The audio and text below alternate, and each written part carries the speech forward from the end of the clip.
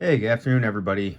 In today's video, we're going to be talking about Pokemon's what at least seems to be their change up of how they handle their sets going forward, um, and how we kind of can use this information, at least with the information that we have from the last 2 years, to arm ourselves with uh, a kind of like a strategy going forward for how to approach specialty sets, at least some of these powerhouse specialty sets that they're coming out with, like Ascended Heroes, compared to some of our more standard sets and, for example, booster boxes. Now, as we kind of looked at, I guess as we kind of look at the last year and a half, which is when really all the craziness started to take place. Um, it was really Prismatic Evolutions, right, that kind of started the whole hype cycle.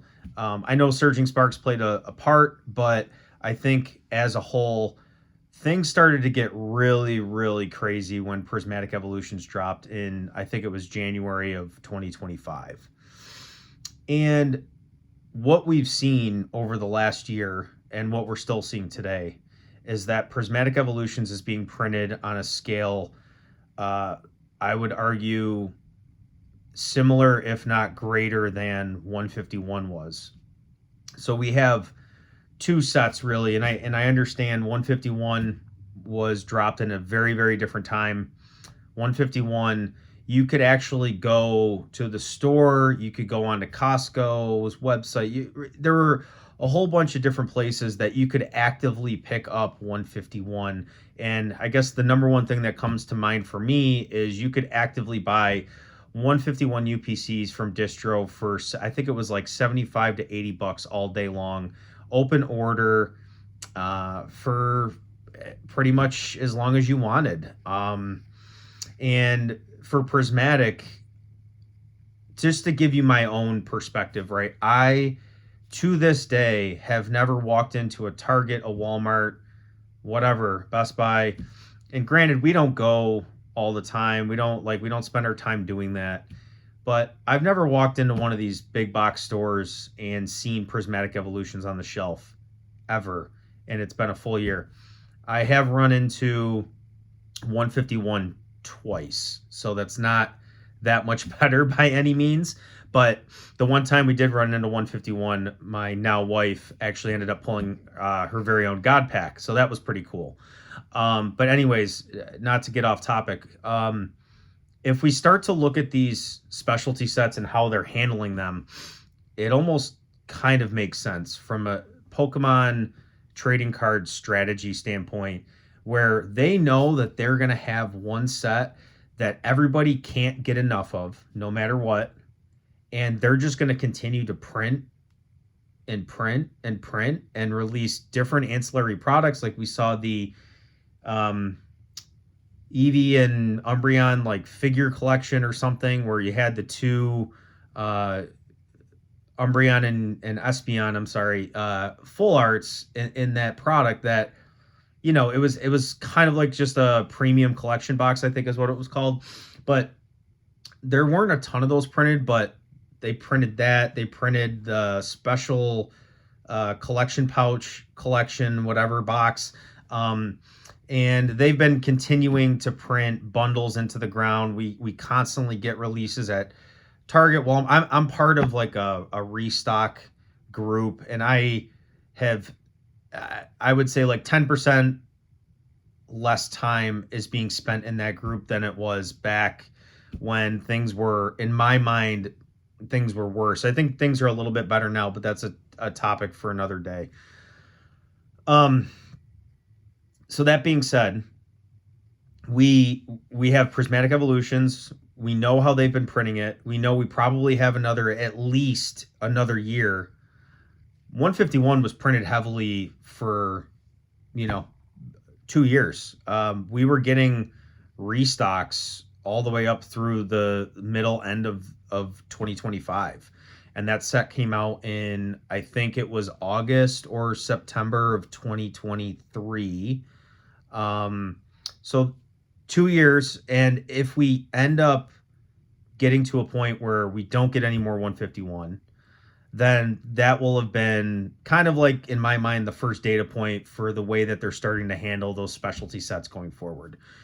It'll be interesting to see if Prismatic follows suit, or if they treat Prismatic differently and they push beyond that kind of 2 year mark where they're kind of just hammering it into the ground and getting us bundles seems to be the biggest thing, right? And they probably have oodles of packs and they're just stuffing them into bundles and getting them out the door. And that's why, as we get into Ascended Heroes, everybody's going crazy. It's going to be around for 2 years, guys. In my mind, the best pickup, in my opinion, and I'm walking the walk, is the bundles. The bundles are the best pickup in my mind because eventually Ascended Heroes ETBs, Prismatic ETBs, 151 ETBs, those ETBs are going to become far too expensive for the average collector or the average new person getting into the hobby to want to experience and to want to buy or pick up and maybe open someday. I know as ETB prices get to a certain point, they're no longer being opened. They're just being put on a shelf, like behind me. Like they're being thrown on a shelf and they're not being touched, and that's that. Booster bundles are a nice alternative. Number one, because they take up a fraction of the space, and you have and I don't know the exact dimensions. I could do a little video on that to kind of compare the pack density ratio of bundles versus ETBs. You're getting, if we compare to a standard ETB, you're getting 67% of the packs, and you have them tightly packed away, right? And I went in heavily on 151 bundles, so obviously I'm going to want to see those do well, but I got into them at a really, really good price, but it wasn't like I was getting into them at MSRP. I wasn't getting into them at wholesale. I had to go out and accumulate this after the fact around the 1.25 to 1.5 year mark after it was printed, and it's done very well ever since. And as we move forward, obviously that's something I've paid attention to, and I've noticed the amount and the frequency. I think the last time we had a massive restock was the 2-pack bundles that I think Walmart dropped. I think they were they weren't wrapping them up in their own cellophane, but they were basically packaging them together with 2 little stickers the size of a quarter. And we know some restockers in our or botters, whatever you want to call it, right? Because this is just something we have to do in this time period, is we have to kind of work and kind of source product from a whole bunch of different places. And I went ahead and I picked up a whole bunch of those, and it's something that, in my opinion right now, the whole reason I'm talking about this is because Pokemon's strategy is that they want 1 or 2 sets a year where they can print that into the ground, and they can continue to print it.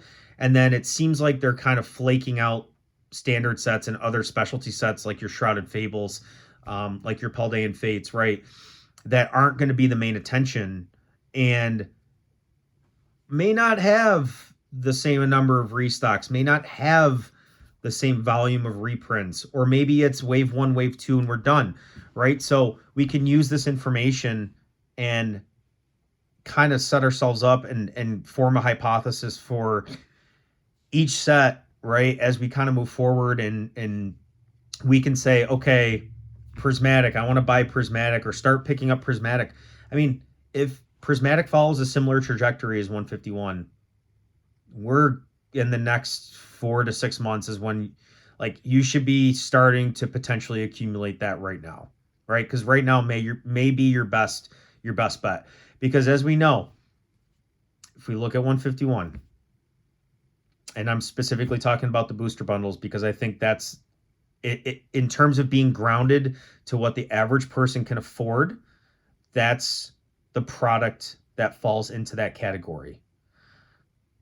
151 bundles, through all the restocks, right? We got to a point where it kind of bottomed out and it would see a large increase. We get a restock, it would drop. the floor would be higher than the last floor. We'd see a large increase over a 3 to 6 month period. We'd see another restock. The floor would be higher than the last floor, right? And Prismatic is starting to follow no matter how much they print it, right? And I'm not somebody that has a lot of prismatic one or a lot of prismatic bundles, right? I want to start moving into that, right? I may start to liquidate other products and start to accumulate a large position like I have in 151.